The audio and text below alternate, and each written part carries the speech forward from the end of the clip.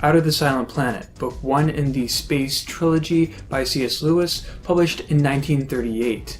As usual, there will be spoilers. So, what's a plot? A philologist, which I guess is someone who studies languages, named Ransom is forced to go on this mission to Mars as a human sacrifice or something. This is naturally undesirable for him, and he does everything in his power to survive.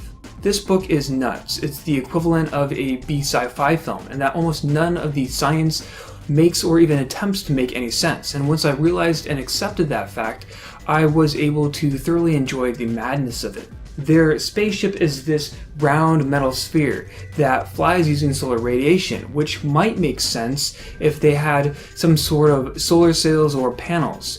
They don't, and somehow their spacecraft's engines have figured out artificial gravity as well, without any sort of rotation. Oh, and the Earth is described as looking like a larger version of the Moon, minus that face in it, because I don't know. This little reveal was probably my first clue not to take the sci-fi aspects too seriously. Apparently space isn't cold either because the sun, it warms space, I guess. At first it's so warm in their spacecraft, in fact, that the characters actually strip naked, as if the content of this novel didn't feel pulpy enough without that specific cliche. Reminds me a little of Edgar Rice Burroughs' A Princess of Mars, but with a great deal more introspection. Not the most action-packed of adventures here. With all that being said, none of this is what the story is about. It's not where Lewis's focus lies. He's trying to explore ideas. Sociology, psychology, theology are all front and center in Out of the Silent Planet. And he does this quite effectively through the use of these three alien races, comparing and contrasting our species in order to showcase what we as humans are and what we could be. It's a clever way of preaching things without preaching things. Ransom is viewing these aliens from a very human perspective, so there are often times when he doesn't immediately understand things. He sees these creatures as dangerous and less intelligent than humans, but they're neither. Unlike us, they haven't experienced wars, and they don't have a real understanding of them. They can communicate with these ethereal beings as well, like Oyarsa. They've accepted the temporary nature of life, and they lack man's selfish tendencies. However, this book can get a little self-absorbed. When we're learning the language of the Rosa, it's, well, more than I wanted. I didn't need a breakdown of various words to understand the story. Just touch on his first linguistic breakthroughs and jump ahead from there.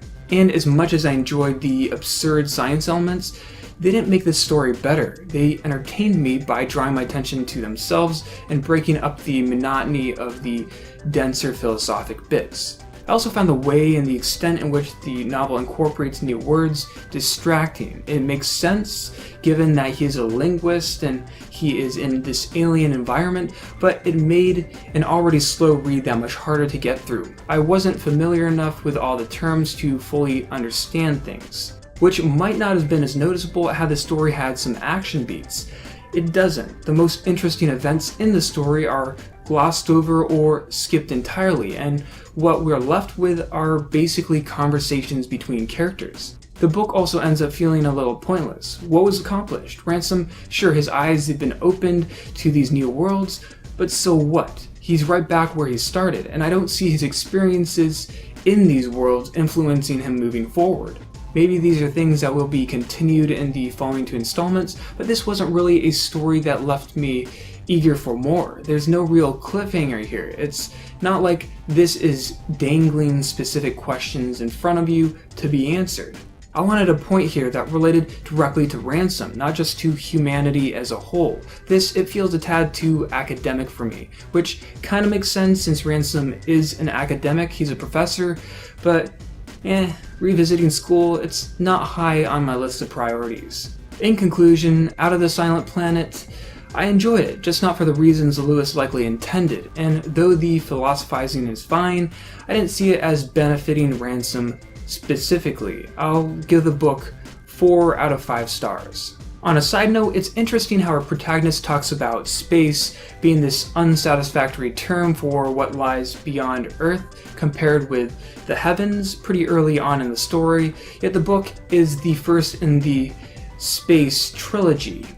Not sure what to make of that. Feels kind of like Lewis meant to disguise a religious story, one about the heavens and the fallen nature of Earth, as a sci-fi story, aka one dealing with space and differing ideologies. The religious stuff, it's not that subtle though.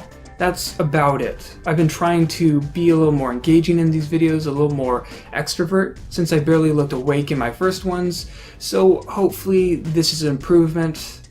But who knows? Apologies if my hand movements seem somewhat random. They largely are.